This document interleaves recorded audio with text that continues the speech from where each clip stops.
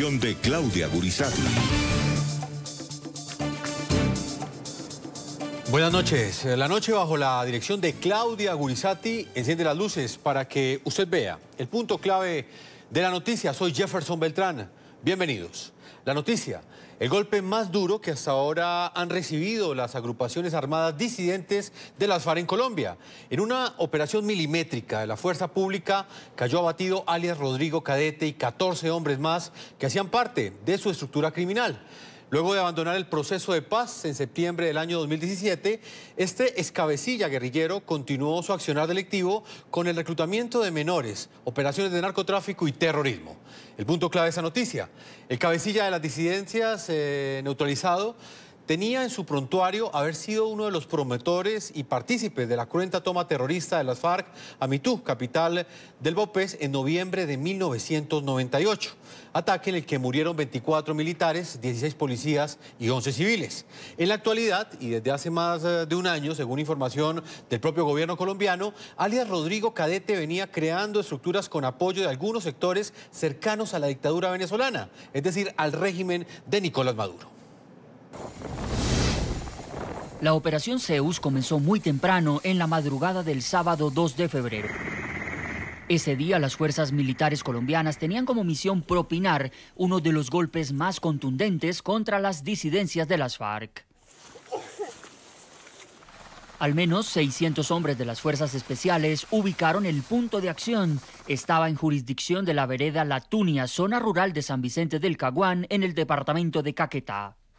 En esa zona estaba ubicado Edgar Mesías Salgado, alias Rodrigo Cadete, con al menos 80 de sus hombres. Allí cayó abatido en medio del bombardeo este ex jefe de las FARC y cabecilla de las disidencias. Este resultado es vital para la seguridad nacional, porque alias Rodrigo Cadete desde hace más de un año venía creando estructuras que se estaban nutriendo además del auspicio de algunos sectores cercanos a la dictadura de Venezuela. Desde el mismo mes de septiembre del año 2017, cuando él, habiéndose reincorporado en el proceso de paz, rompió con el proceso y volvió a su actividad delictiva, adquirió la categoría jurídica no de disidente porque él se reincorporó, sino la categoría jurídica de desertor. Junto a alias Cadete murieron también 14 hombres integrantes de su banda de disidentes, otros 6 quedaron heridos y 4 menores recuperados de sus filas.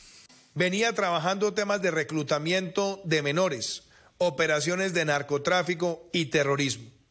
Y este es el golpe más duro que se le ha dado en nuestro gobierno a esas estructuras de disidentes de las FARC, que ahora las hemos denominado grupos armados organizados residuales. La baja de Cadete, que se suma a la de diciembre pasado del temido alias Guacho, jefe del denominado Frente Oliver Sinisterra, y a la de Euclides Mora en 2017, son golpes estratégicos a las estructuras residuales de las FARC. Sin embargo, la amenaza de estos grupos no ha cesado. Y aquí también le debe llegar el mensaje claro a alias Gentil Duarte. El Estado va a ir por él y por su estructura. Lo estamos haciendo. Cadete era el brazo militar de esa estructura y trabajaba de la mano con Gentil Duarte. Según información de las fuerzas militares de Colombia, son cerca de 2.700 los hombres que conforman las disidencias de las FARC. El mayor objetivo es alias Gentil Duarte, principal jefe de las disidencias en los Llanos Orientales. En la lista de cabecillas de disidencias de las FARC también figuran como objetivos alias John 40 y alias Iván Mordisco, cuya principal zona de influencia son los departamentos de Meta, Vichada, Vaupés y Guaviare. En el programa de la noche siempre están los protagonistas de la noticia. Hoy tenemos un invitado muy especial, es el mayor general Nicasio Martínez.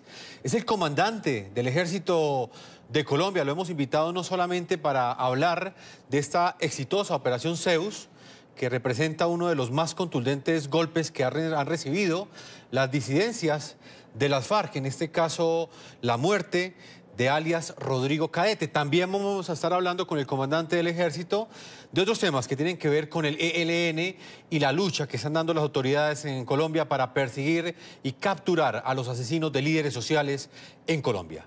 Señor General Nicasio Martínez Espinel, es un gusto tenerlo en el programa La Noche. Gracias, Jefferson. Buenas noches para ti y para todos los que nos están viendo esta noche. Señor General, vamos a comenzar hablando precisamente de este informe que nos presentaba nuestro periodista Adrián Orozco y que da cuenta de esta operación contra las disidencias de las FARC. ¿Qué representa este operativo que fue ejecutado y que permitió dar de baja a uno de los más peligrosos disidentes de las FARC, alias Rodrigo Cadete? Bueno, esta es una operación que aún continúa en el área de operaciones con las tropas que se encuentran allí ubicadas, nuestras fuerzas especiales integradas por el SECOES, la Fuerza de Tarea Conjunta Omega y la 4ª División del Ejército. Para nosotros es muy importante porque golpeamos uno de los cabecillas que había hecho mucho daño a la población civil, a las tropas, a nuestra Policía Nacional y que estaba tratando de organizar nuevamente estas estructuras delictivas, pues se acogió al proceso, pero finalmente desertó y estaba en los llanos del Yarí, en este sector limítrofe entre Guaviare, Meta, Caquetá, tratando de organizar nuevamente otras estructuras para desplazarlas a otros sectores y seguir con el negocio del narcotráfico, seguir reclutando menores y seguir haciendo actividades terroristas. Señor Mayor General, explíquenos cómo fue esta operación, de qué manera la planearon, cómo fue ejecutada. Bueno, esta es una operación de las fuerzas militares integrada con la Policía Nacional, en donde hay una inteligencia de cada una de las agencias, se integra todas sus capacidades y una vez se conoce la ubicación, se inicia el planeamiento dentro de las capacidades que se tienen y hoy podríamos decir que ya tenemos 15 muertos en desarrollo de operaciones, son 7 las personas que se han capturado, algunos heridos, y 4 menores de edad que han sido recuperados, todos con su material de guerra, armas largas, armas de acompañamiento, material de comunicaciones, equipos, material de intendencia y algún material técnico en computadores, en USB, que están siendo pues revisadas por la Policía Judicial para ver qué otras luces tenemos al respecto. Señor General, lo que usted me revela es bastante importante. Estaríamos hablando que la fuerza pública en este momento tiene los discos duros, los computadores de Rodrigo Cadete. En este momento, pues, todo lo que se encuentra en el área de operaciones es analizado por la inteligencia, es entregado a la Policía Judicial y ellos, pues, en el inmediato futuro irán a hacer el análisis de estos documentos y seguramente vamos a tener acceso a algunas informaciones importantes que pueden producir otras operaciones militares, podemos desarticular, prevenir otros ataques terroristas que se podrían presentar por esta organización. Señor comandante del Ejército de Colombia, permítame que le reitere un poco más sobre esto que usted me está contando. ¿Hay algo, usted tiene alguna información ya sobre lo que se encontró en esos archivos personales, no solamente en el computador, sino en los apuntes, en los documentos que tenía Rodrigo Cadete? Y le pregunto esto porque, para que nuestros televidentes entren en contexto, estamos hablando de uno de los cabecillas de las FARC que en su momento hizo parte del acuerdo de paz, pero de un momento para otro decidió volver nuevamente a las actividades criminales y abandonar todos los compromisos que había adquirido en su momento dentro de ese acuerdo que firmaron las FARC y el anterior gobierno colombiano. Sí, todas las actividades que se desarrollaron y todos los elementos que se encontraron, pues en este momento son motivo de análisis y quienes lo están haciendo en su momento nos dirán si sirven para otras actividades operacionales o para judicializar otras personas que estaban delinquiendo con este grupo residual. Señor comandante del Ejército Nicasio Martínez, ¿por qué Rodrigo Cadete decide abandonar el proceso de paz? Según la información de inteligencia del Ejército, ¿a qué respondió esta decisión? ¿A ser parte de un grupo criminal o respondió a algún tipo de orden que recibió por parte de sus máximos comandantes? Bueno, esta verdad pues no la tenemos. Cualquier hipótesis puede ser válida, pero yo creo que estaban dedicados al narcotráfico. De pronto ya llevan mucho tiempo trabajando de alguna manera ilícita con el tema del narcotráfico y de pronto ven que tienen unas rentas superiores y para ellos es más lucrativo seguir delinquiendo, seguir fuera del marco de la ley, y seguramente esa fue la decisión que tomaron en su momento o que él tomó en su momento. Lo importante es que nosotros tenemos algunas actividades de inteligencia en todas las áreas donde podrían haber estado no solo esta estructura, sino otras, y que seguiremos trabajando con toda la contundencia, como lo ha dicho el señor presidente de la República, como lo ha dicho el señor ministro de la Defensa, pues para poder colocar a disposición de las autoridades competentes estas personas que están fuera del marco de la ley. Quienes ya se acogieron al proceso, pues tendrán todos sus derechos. Realmente son más de 13.000 personas que estaban en armas, que estaban fuera del marco de la ley, y se le van a garantizar los derechos. Importante que regresen al seno de su familia, a la sociedad, que se reintegren. Y nosotros, el Ejército Nacional, estamos prestando la seguridad allá en esos sitios, en esas ETCRs, para que ojalá se produzca y se dé a buen término este proceso. Señor Mayor General Nicasio Martínez, evidentemente esto representa un gran golpe contra las disidencias de las FARC, no solamente la muerte de Rodrigo Cadete, sino también de alias Guacho, dos golpes que ha dado el actual gobierno contra los disidentes de las FARC, contra quienes no quisieron hacer parte de ese acuerdo de paz. ¿En qué va la guerra contra las disidencias en este momento en Colombia? Bueno, nosotros tenemos unos objetivos importantes, unos objetivos de alto valor, hay unos objetivos regionales. Estamos trabajando de la mano con toda la inteligencia del Estado, estamos trabajando con nuestra Fiscalía General de la Nación. Hoy podemos decir que llevamos 134 afectaciones al ELN, al grupo residual llevamos 93 afectaciones que representan 103% más de lo que se hizo el año pasado a esta misma fecha. Para nosotros es muy importante. Está también incluido el Clan del Golfo.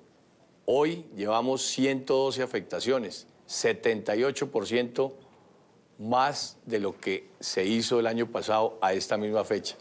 Para nosotros es muy importante seguir contando con la colaboración, con el apoyo de la comunidad, con la misma gente de estas organizaciones que se encuentra cansada dentro de la organización y nos facilitan y nos dan información para poder ubicar y poder colocar estas personas a disposición de las autoridades competentes. Señor comandante del Ejército, ¿cuáles objetivos de alto valor quedan en este momento en esa zona? Tenemos entendido que el Ejército de Colombia, tal y como usted me lo describe, pues ha aumentado en los últimos meses las actividades operacionales en estas regiones de Colombia, pero también es evidente que pues el golpe contra Guacho y contra Cadete pues representa un resultado bastante importante, pero aún quedan otros cabecillas que siguen delinquiendo en estas zonas de Colombia. Sí, desde luego, nosotros tenemos una dinámica operacional, tenemos unas instrucciones claras del señor presidente de la República. Por ejemplo, hoy nuestras unidades reportaron 2 muertos en desarrollo de operaciones, reportaron 5 entregas voluntarias, 5 capturas de personas que fueron colocadas a disposición de las autoridades competentes. Seguimos trabajando, 12 laboratorios destruidos.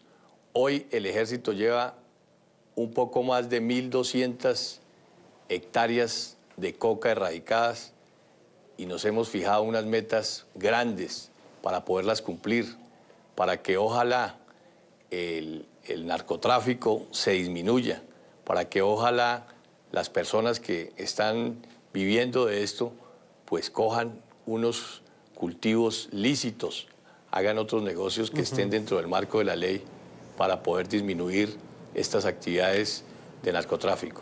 Señor general, le pregunto específicamente por los otros cabecillas. Por ejemplo, ¿qué información tiene usted sobre Gentil Duarte, que es el principal jefe de estas disidencias de las FARC en el sur del país?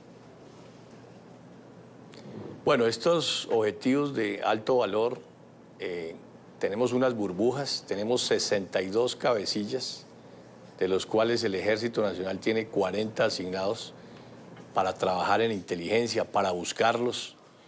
Tenemos 20 asignados a la Policía Nacional, 2 a la Fuerza Aérea, a la Armada, y cada uno de nosotros está trabajando. No quisiera dar nombres para poder que nuestra gente de inteligencia continúe con el trabajo. Hay unos que se encuentran en Colombia, otros están en Venezuela. Lo más importante es que seguimos trabajando unidos, nuestra fuerza pública, con unos lineamientos claros del Ministerio de Defensa, con unas políticas claras del señor Presidente de la República, con una decisión de que lo mejor es que quienes están en armas se acojan al proceso de desmovilización para poderlos reincorporar a la sociedad. De lo contrario, pues seguiremos trabajando para capturarlos y para colocarlos a disposición de los jueces de la República, de la Fiscalía General de la Nación. Señor general, el presidente Iván Duque se ha referido a lo que representó este golpe contra las disidencias de las FARC. En palabras textuales ha dicho lo siguiente: este resultado es vital para la seguridad nacional porque alias Rodrigo Cadete desde hace más de un año venía creando estructuras que se estaban nutriendo del auspicio de algunos sectores cercanos a la dictadura venezolana. ¿Cuál es la relación que hay entre estas disidencias de las FARC y la dictadura que hay en Venezuela en este momento, con la Guardia Nacional Bolivariana, con el gobierno de Nicolás Maduro? Indudablemente que hay un vínculo en el cual ellos pueden pasar a territorio venezolano, lo hacen y de pronto pues no hay una coordinación con las autoridades colombianas, la colaboración no es la mejor y de alguna manera este sujeto, alias Rodrigo Cadete, que pertenecía a una estructura residual que se denominaba E62, lo que quería era organizar otras estructuras para enviarlas al Putumayo, al Caquetá, al departamento del Guaviare. Por fortuna, pues supimos de estos planes, ubicamos su sitio donde se encontraba y se logra esta operación que es muy importante porque desarticula todos estos planes macabros de esta organización que está organizando. Pero, ¿qué quiere decir el presidente Iván Duque cuando dice que estas estructuras se estaban creando bajo el auspicio de sectores cercanos a la dictadura venezolana? ¿Cuál es la información que tiene la inteligencia del ejército sobre este particular? Pues usted sabe que hay unos corredores de movilidad que se facilitan y que de alguna manera pues ellos tienen allá un poco más de libertad, más de espacios. Pero reciben dinero, para poder delinquir, para reciben poder sacar armas. Pues yo no tengo la información de lo que usted está diciendo. Lo que sí sé es que están dedicados al narcotráfico y esos corredores de movilidad que van hacia Venezuela o que pueden tener salida hacia el Pacífico colombiano, pues son para transportar la coca, para recibir recursos, para poder hacer otras actividades delictivas, para hacer terrorismo, para comprar armas, que es lo que están haciendo con los recursos del narcotráfico. Pues, señor general Nicasio Martínez, comandante del Ejército de Colombia. Yo quiero que veamos el siguiente informe. Aunque la presencia del ELN en territorio venezolano es histórica, las declaraciones que recientemente entregó el presidente interino Juan Guaidó sorprendieron a muchos. Guaidó dijo que José Aldemar Rojas Rodríguez, el hombre que conducía el carro bomba que explotó en la Escuela de Policía General Santander de Bogotá hace 3 semanas, vivió en Venezuela durante varios años. Yo le invito a que veamos este informe y hablemos un poco sobre la presencia del ELN en territorio venezolano, que también ha sido noticia en los últimos días luego de que el presidente interino de Venezuela, Juan Guaidó, denunciara la relación que hay entre el ELN y movimientos de oro y negociaciones de armas al interior del país bolivariano. Sin duda, el ELN se ha convertido en la principal amenaza para la seguridad nacional y su accionar terrorista así lo comprueba. El más reciente ejemplo fue el cruel atentado contra la Escuela de Cadetes de la Policía Francisco de Paula Santander, que cobró la vida de 20 jóvenes estudiantes. Está comprobado que el ELN decidió hacer caso omiso a las condiciones que puso el presidente Iván Duque para continuar con un diálogo de paz y, por el contrario, con el pasar de los días, crece su accionar terrorista no solo contra las autoridades, sino también contra la infraestructura y la población civil. Hay 6 homicidios de líderes sociales cometidos por el ELN que han generado 18 órdenes de captura ya judicializadas. Pero es un problema que no solo preocupa a los colombianos, sino también a muchos venezolanos. Así lo expresó el presidente interino Juan Guaidó, quien denunció la presencia del ELN en su país. Y hubo un atentado terrorista hace unas semanas en Bogotá. Casualmente, el autor material de ese atentado terrorista estuvo, oh sorpresa, en Venezuela durante muchos años. Luego de años que no habían atentados en Colombia, luego de las operaciones del ELN en territorio nacional, que nosotros el 5 de enero lo dijimos muy claro, qué vergüenza que un ministro de la Defensa pida por favor el retiro de grupos terroristas cuando habían masacrado soldados venezolanos. Guaidó reiteró que el ELN sigue delinquiendo en territorio venezolano. El ELN tiene operaciones en Venezuela, extrae oro y compra armas. También deben saberlo. Es importante que lo sepan. Recientemente, la organización no gubernamental Inside Crime reveló que el ELN estaría operando en 2 estados de Venezuela y que, además de utilizar este país como tránsito de drogas, también estaría contrabandeando ganado, así como operando en minas ilegales. Estamos con uno de los protagonistas de esa noticia. Está conmigo el mayor general Nicasio Martínez Espinel, señor comandante del Ejército de Colombia. Ahí escuchábamos estas declaraciones que ha entregado el presidente interino de Venezuela, Juan Guaidó, según las cuales una autoridad venezolana, algo que no se veía hace muchos años en el país bolivariano, denuncia desde el mismo Estado, desde una misma institución, que el ELN extrae oro y comercia con armas al interior de Venezuela. Sobre estas declaraciones, señor comandante del Ejército, ¿qué información tiene usted? Bueno, pues esta es una denuncia que hace el señor presidente Juan Guaidó, la cual pues nosotros corroboramos con la información que tenemos y de alguna manera lo que vemos es que lo que se había hecho o lo que se ha hecho desafortunadamente con Venezuela es que no ha habido una cooperación binacional para afrontar este tema del narcotráfico, el tema del ELN, de los residuales de las FARC, de las mismas bandas criminales. Yo pienso que esta es una oportunidad para que, pues, como lo hacemos con los demás países, de manera respetuosa, que exista una cooperación y para que estos factores de inestabilidad que tenemos se puedan minimizar. Estos problemas no son solo de Colombia, son problemas regionales, son problemas mundiales. Hay una preocupación en Estados Unidos, en la Comunidad Económica Europea, en los demás países del mundo. Entonces, para nosotros es muy importante que se pueda dar una buena cooperación para poder atacar estas personas que se encuentran fuera del marco de la ley. ¿Ustedes tienen conocimiento qué cabecillas del ELN se encuentran en territorio venezolano, señor general? Pues sí, sabemos de algunos cabecillas, hay algunos que entran, salen.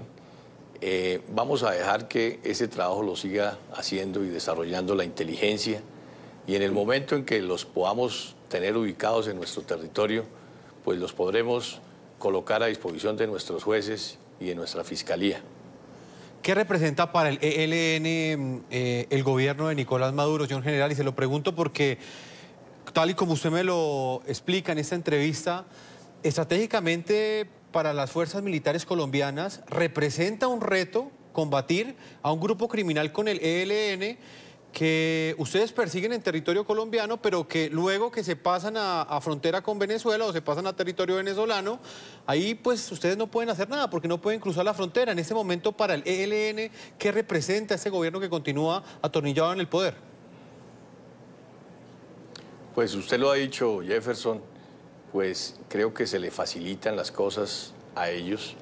De alguna manera para nosotros se nos hace la tarea más difícil, pero estamos trabajando en eso y seguramente vamos a tener los resultados que debemos tener.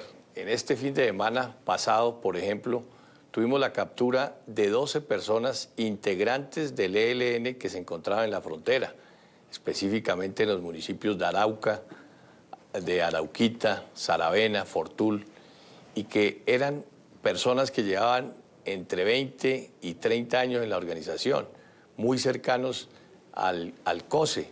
Para nosotros es muy importante pues, poder producir estos resultados, y no me atrevo a dar informaciones que se están trabajando para que la inteligencia pueda actuar de una manera más clara y se pueda obtener los resultados que se requieren.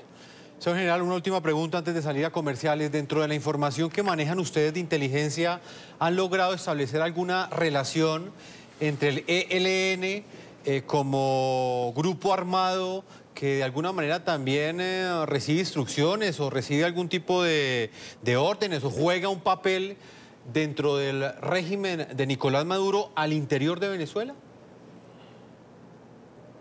Bueno, no tengo ninguna información al respecto. De pronto es una respuesta como para la Cancillería o para el señor presidente de la República. Yo le agradezco, le tenía que hacer esa pregunta porque muchas fuentes también aseguran que el ELN al interior de Venezuela juega un papel bien importante y tiene una relación directa también con la Guardia Nacional Bolivariana. Vamos a marcar una pausa, señor general. Yo le pido que nos acompañe unos minutos más. Vamos a hablar del papel que ha jugado el Ejército Nacional, no solamente en la protección de líderes sociales, sino también en garantizar la seguridad en esas zonas donde actúan estos grupos criminales que siguen asesinando líderes sociales en Colombia. Esto será después de esta pausa comerciales. Continuamos en este programa La Noche. Otro de los temas que más preocupa al gobierno colombiano es el aumento de asesinatos a líderes sociales. Para combatir este flagelo, el presidente de Colombia, Iván Duque, ha puesto en marcha un plan de recompensas que va desde los $150.000 al $1.000.000 por información que permita la captura de los más buscados asesinos de líderes sociales. Entre la lista de criminales figuran varios miembros del Comando Central del ELN y cabecillas de las disidencias de las FARC. ¿Quién está asesinando a los líderes sociales? ¿Por qué siguen siendo víctimas de persecución y amenazas? ¿Cómo enfrentar esta situación y cómo garantizar sus derechos? Estas son preguntas que intentan resolver las autoridades cuando la situación es preocupante y en solo 2 meses de este 2019 ya se registran 19 muertes de líderes sociales en diferentes puntos de Colombia. Una cifra que se suma a los 172 que fueron asesinados en el 2018 según datos de la Defensoría del Pueblo. Aunque las autoridades ya habían señalado a varios grupos criminales como responsables de estos asesinatos, la semana pasada el gobierno nacional publicó los rostros de quienes serían los asesinos de líderes más buscados en el país. El cartel de recompensas por información que permita ubicar a los asesinos de los líderes sociales lo encabezan miembros del ELN. Los más buscados son Nicolás Rodríguez Bautista, alias Gavino, Eliezer Erlinto Chamorro, alias Antonio García, y Gustavo Aníbal Girando Quinchía, alias Pablito. Por estos guerrilleros, las autoridades ofrecen hasta 4.000 millones de pesos, es decir, más de 1.200.000 dólares. En la lista también aparece Darío Antonio Usuga, alias Otoniel, principal cabecilla del Clan del Golfo. Por él, las autoridades ofrecen hasta 3.000 millones de pesos. En función de nuestra tarea de derrotar a esas estructuras criminales y de proteger a nuestros líderes sociales, se lanzará hoy una campaña para hacer visibles a esos matalíderes. En la lista, las autoridades ofrecen hasta 2.000 millones de pesos por los disidentes de las FARC, alias Gentil Duarte, y Luis Quiseno, alias Pácora. El gobierno habilitó para la ciudadanía la línea 317-896-5777. También el correo electrónico cuerpoelite@policia.gov.co. La lucha contra el crimen organizado requiere hacer visibles a los criminales. Que los criminales no tengan guarida. Habían pasado solo horas del lanzamiento de esta campaña de recompensas y el cartel dio su primer resultado. Se trata de la captura de Carlos Andrés Chávez, alias El Mente, quien es el presunto responsable del homicidio del líder social Jorge Luis García en octubre del 2017. La misma suerte corrió Jesús Alfredo Meneses, alias El Mudo, supuesto integrante de la organización Los Caparrapos y señalado de participar en el asesinato de líderes sociales. Continuamos en esta entrevista que nos concede hoy aquí en el programa La Noche el señor comandante del Ejército de Colombia, el general Nicasio Martínez Espinel. Señor general, ahí veíamos este cartel que ya fue diseñado con las fotografías de los que serían los responsables de los asesinatos contra líderes sociales. Una preocupación que invade no solamente a los colombianos, sino también a diferentes organismos que defienden los derechos humanos en todo el continente americano. Señor general, ¿cómo fue construido este afiche? ¿Cómo escogieron los nombres? ¿Cómo lograron establecer que son estos personajes los responsables de los asesinatos a líderes sociales? Gracias, Jefferson. Pues estos lineamientos que ha dado el señor presidente, lo que se busca es hacer visibles a las personas que están cometiendo estos asesinatos. Se sacaron 34 personas que están comprobadas que han ordenado o han hecho ejecuciones a líderes sociales. Como lo decían en la nota, ya llevamos 2 capturados y colocados a disposición de las autoridades competentes. Vamos a seguir por los 32 que nos faltan. Este trabajo fue realizado por las personas que trabajan en inteligencia, por las mismas agencias, verificando lo que estaba sucediendo en cada una de las regiones, y se determinó que estas 34 personas eran las que merecían estar en este cartel de los más buscados. Individualmente nosotros en el Ejército hemos establecido un comité estratégico de defensa o de reacción cuando se presentan estos hechos. Primero, cuando se presenten, para poder actuar de manera rápida y oportuna. Y segundo, para poder prevenir, si hay una alerta, poderle informar a las tropas para que no se presente ningún asesinato a estos líderes. Señor general, ¿por qué los están asesinando? Ustedes ya identificaron a los responsables, pero ¿hay claridad sobre el objetivo que persiguen cada uno de estos grupos al asesinar a aquellas personas que de las regiones en algunos casos se oponen, por ejemplo, a que se sigan cultivando de manera ilícita la planta de hoja de coca, activistas que están en las regiones incluso denunciando la presencia de estos grupos criminales? ¿Ustedes han logrado identificar cuáles son las razones por las cuales son asesinadas estas personas? Bueno, cualquier colombiano que sea asesinado nos duele. y más si es una persona que está trabajando en beneficio de la comunidad, estos líderes. Muchos de ellos lo hacen a honoris causa, lo hacen en beneficio de la comunidad, de las personas que representan. Y digamos que tienen contactos o hay comentarios o hay actividades o son blancos fáciles de las estructuras criminales. Desafortunadamente se presentan actividades y lo que estos agentes generadores de violencia quieren es generar terror, que ellos estén allá de alguna manera con el control de las diferentes áreas. Por eso es importante que todas las autoridades estemos actuando de manera mancomunada para proteger estos líderes. Esta es una política de defensa de derechos humanos y para nosotros es importante porque somos los primeros defensores de derechos humanos y por eso hicimos un lanzamiento, unos lineamientos especiales para poder defender los derechos humanos, para poder aplicar el derecho internacional humanitario y para poder aplicar también el derecho operacional, con unas líneas estratégicas hacia el interior de la fuerza y hacia el exterior, con la ayuda de la población civil, encaminadas en educación, en disciplina operacional, en cooperación interinstitucional, en defensa preventiva y defensa de nuestros hombres, y una atención especial para estos casos como el de los líderes sociales. Que es una preocupación que existe en todo Colombia y que aquí en el programa La Noche hemos tratado ya en varios programas.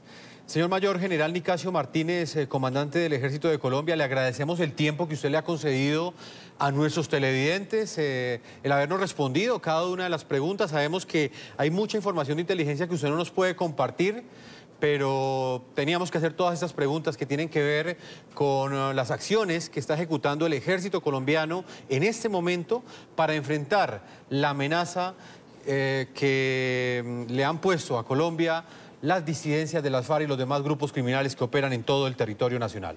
Señor General, muchas gracias por habernos acompañado. A ti, Jefferson, muchas gracias y una feliz noche para todos. Muchas gracias. Feliz noche y ojalá continúen generando este tipo de hechos que de alguna manera permiten que la ciudadanía recobre ese sentimiento de seguridad en esas regiones donde estos grupos criminales continúan extorsionando, continúan cometiendo crímenes en contra de la población civil. Vamos a marcar una pausa comerciales. Cuando regresemos, les presentaremos una entrevista con Pablo Elías González. Él es el director de la Unidad Nacional de Protección. Nos estará respondiendo precisamente sobre las acciones que está ejecutando esta entidad para proteger a los líderes sociales en Colombia.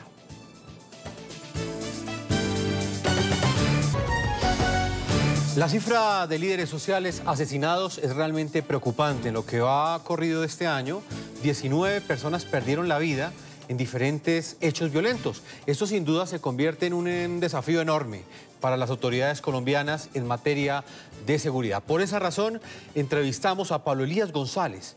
Él es el director de la Unidad Nacional de Protección, quien nos hizo una radiografía del momento crítico que viven los líderes sociales en Colombia y el reto que significa para esta entidad protegerlos. Señor Pablo Elías González, director de la Unidad Nacional de Protección, es un gusto tenerlo aquí en el programa La Noche. Muchas gracias a usted y a RCN. Lo primero que me gustaría hablar con usted, doctor Pablo Elías, es que usted explicara a nuestros televidentes a qué líderes sociales están amenazando en Colombia. ¿Quiénes son los que están recibiendo estas amenazas a las cuales les está dando respuesta la Unidad Nacional de Protección? Bueno, en primer lugar, los líderes amenazados son más que todos los de las juntas de acción comunal. Hay que tener en cuenta que son más o menos 70.000 líderes a nivel nacional de la acción comunal y han sido los más golpeados, inclusive no solamente con amenazas, sino con homicidios. Doctor Pablo Elías, ¿cómo categorizan ustedes a un líder social? ¿Cómo hacen esa clasificación al interior de la Unidad Nacional de Protección? Nosotros tenemos más que todo, seguimos los parámetros de Naciones Unidas, en el sentido de que el líder social es aquella persona que ejerce alguna actividad sobresaliente de dirección en procesos sociales y pues hay diferentes tipos de líderes, ¿no? Hay líderes de acción comunal, hay líderes sindicales, hay líderes de las mujeres, etcétera. Dentro de lo que han podido identificar ustedes, estos líderes de acción comunal, específicamente, ¿qué tipo de actividades cumplen? ¿Por qué los están amenazando a ellos? Bueno, los líderes referidos pues, a la acción comunal son aquellos que pertenecen a las juntas que se encargan de realizar un control social a nivel local, a nivel de veredas, a nivel de barrios, es decir, son juntas que tienen que ver con territorios determinados. Y ellos se encargan de realizar ese control social muchas veces en lo que se refiere a la seguridad, al ornato, a actividades de embellecimiento en relación con el barrio, de mejora de la situación en las veredas. Y muchas veces chocan con narcotraficantes, microtráfico, minería ilegal, etcétera, que puede generar ese tipo de acciones contra ellos. ¿Ustedes han logrado identificar cuáles grupos específicamente en Colombia son los que están amenazando a los líderes sociales? Hay varios grupos, empezando por las disidencias de las FARC, la guerrilla, el ELN, también encontramos grupos que serían como las nuevas generación de paramilitares o autodefensas, igualmente bandas criminales dedicadas a la minería ilegal, al narcotráfico, se encargan de amenazar a los líderes cuando ellos de alguna manera se oponen a las actividades criminales que realizan. ¿Cómo está funcionando la protección para estos líderes que son amenazados? ¿En qué sentido? En el sentido de, hablemos primero de la escogencia. Tengo entendido, el señor director, que ha habido una avalancha también de solicitudes de protección a la unidad nacional. ¿Cómo clasifican ustedes realmente qué personas sí requieren esa seguridad del Estado y cuáles no? Nosotros recibimos muchas solicitudes. El año pasado fueron 64.000, en este mes llevamos en enero fueron más de 3.500 solicitudes. Eso se hace un proceso de selección para, primero, identificar el liderazgo social, si realmente es un líder o no, si realmente existe una amenaza, un riesgo o una vulnerabilidad.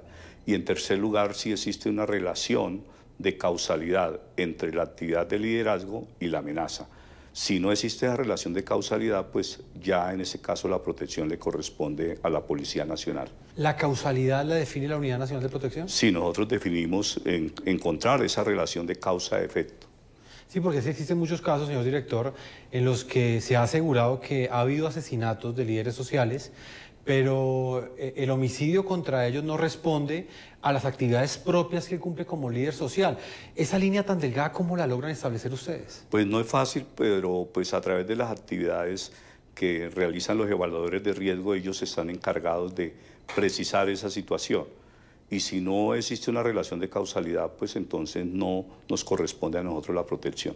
Señor director, ¿hasta dónde cree usted que la solución es un carro blindado, unos escoltas? No, evidentemente esa no es la solución.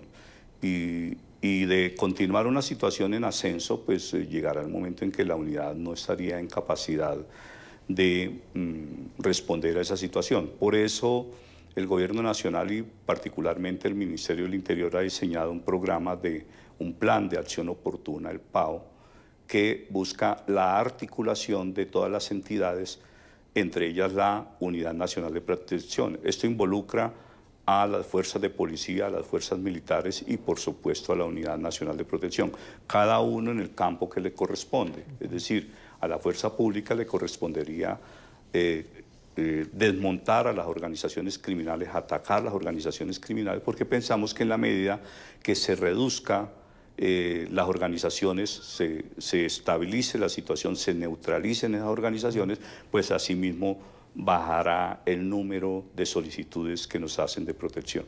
¿En qué va ese plan, señor director?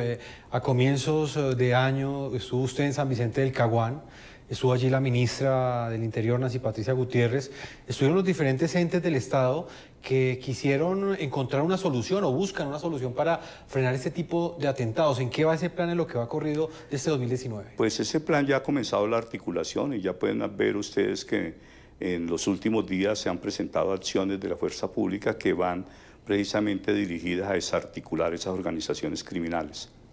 En el caso, por ejemplo, específico de San Vicente del Caguán, de esa zona del departamento del Caquetá, ¿Cómo está la situación de líderes sociales en esa región, a partir, digamos, de la información que tiene acá en la Unidad Nacional de Protección? Nosotros allá tenemos un gran número de protegidos, es decir, la situación no es fácil porque pues es una área que antiguamente estuvo controlada por la guerrilla, que de todas maneras allí se presentan varias situaciones ilegales y que por lo tanto pues es una zona que requiere atención, pero no solamente de la Unidad Nacional de Protección, sino del Estado en su totalidad. ¿En esa zona quiénes amenazan? Pues allí podemos encontrar disidencias, podemos encontrar grupos relacionados con el narcotráfico.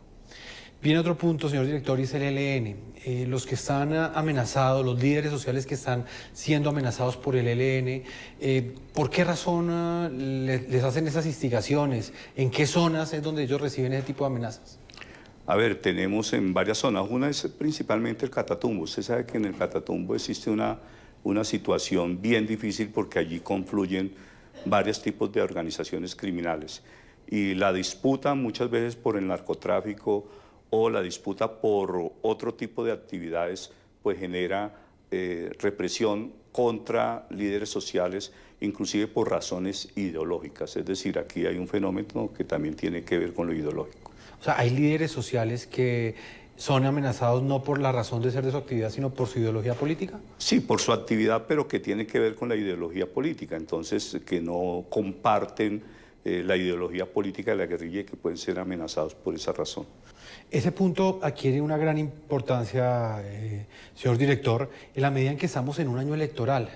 En este 2019, Colombia irá a las urnas a escoger autoridades municipales, departamentales, consejos, asambleas.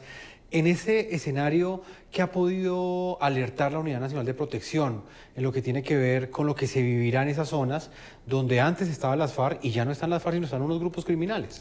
Sí, la política del gobierno particularmente es de lograr controlar esas organizaciones criminales de aquí a octubre para que no impacten precisamente en la actividad electoral y se garantice plenamente la democracia. Pero pues eso depende también de cómo se desarrolle y se logre precisamente la estabilización en ese sentido. Si no se logra, pues ahí sí aumentaría la situación de necesidad de protección de los diferentes candidatos. Estamos hablando de 120.000 candidatos y pues eso pueden haber algunas confrontaciones de tipo político que lleven a las amenazas, pero pues esperamos que la respuesta que está brindando el gobierno y que piensa desarrollar de aquí a allá logre contener esa situación de posible violencia y de intolerancia política que se pueda presentar. Finalmente, señor director, la semana pasada el ministro de Defensa y la Policía Nacional mostraron un cartel de los más buscados y que eran los responsables de atentados contra líderes sociales. Dentro de esa iniciativa del gobierno, ¿usted cree que quedaron identificados en ese cartel que en este momento le da la vuelta al país, quedaron identificados quiénes son los principales asesinos de líderes sociales en Colombia? Sí, es decir, esa es una actividad que se desarrolló conjuntamente con la Fiscalía General de la Nación, que es la que ha proporcionado los datos en relación con los autores de esa actividad delictiva. Obviamente pueden faltar muchos más, pero en ese proceso de identificación está precisamente la Fiscalía General de la Nación. ¿Tiene en ese momento la capacidad logística y presupuestal la Unidad Nacional de Protección para enfrentar ese reto que usted me está explicando y que hoy quisimos hacer un especial en el programa La Noche, y es el de proteger pues a esta cantidad de personas que están enviando solicitudes de protección porque sienten que su vida está en riesgo? Pues cuando comenzó el gobierno del presidente Duque ya la unidad estaba desfinanciada. Inclusive el presupuesto que se aprobó el legislativo el año pasado es insuficiente, pero esperamos que este año el presupuesto de 2019 sea adicionado, tenemos esa posibilidad, o podemos recurrir a lo que se llama la redistribución del gasto público, que ya estaría a cargo del Ejecutivo en caso de que no se pueda hacer la adición presupuestal. Pero el año pasado, a pesar de la desfinanciación, el Gobierno Nacional proveyó de todos los recursos, aunque con dificultades. Usted me decía anteriormente, doctor Pablo Elías, que esto no era una solución de más escoltas, de más carros blindados, de más chalecos antibalas, Pero la realidad parece desbordar esa afirmación, porque finalmente siguen llegando las amenazas y siguen aumentando las solicitudes tal y como usted me lo explica. Sí, este es un proceso donde nosotros tenemos que hacer una selectividad en relación con las amenazas, porque también se pueden presentar situaciones que no sean ciertas, que sean fingidas para lograr un esquema de protección. Entonces, a nosotros nos corresponde ser muy objetivos en ese sentido y solamente darle protección al que realmente lo necesita. ¿Y sucede con frecuencia eso, señor director? Puede pasar y hemos detectado casos. Casos de personas que no requieren el esquema y hacen la solicitud en medio de esta coyuntura. Sí, se aprovechan, digamos, de la situación social que se está viviendo para tratar de lograr unas ventajas que realmente no les corresponden y que corresponderían más bien a un privilegio que a una real necesidad. ¿Qué responderle, señor director, desde la Unidad Nacional de Protección a quienes en algún momento creyeron que tras la firma del acuerdo de paz entidades como la Unidad Nacional de Protección no iban a ser tan necesarias porque el país iba a tener más seguridad? ¿Qué sucedió? Lo que pasa es que en una época de un posacuerdo, de un posconflicto, pues, es decir, hay un reacomodamiento de las organizaciones criminales. Aquí las FARC, que hoy son un partido político, salieron de determinadas zonas que fueron en su momento cubiertas por otras organizaciones criminales que están en ese proceso precisamente de control territorial. Y le corresponde al Estado llegar y evitar que eso suceda. Desafortunadamente el narcotráfico es uno de los grandes motores de la situación que vivimos en el país y que desafortunadamente por la demanda internacional que existe de las sustancias psicotrópicas, pues estamos frente a esa situación. Doctor Pablo Elías González, le agradecemos el tiempo que usted le ha concedido al programa La Noche del canal RCN, de NTN 24 y a Noticias RCN. Muchas gracias. Muchas gracias a ustedes, muy amables.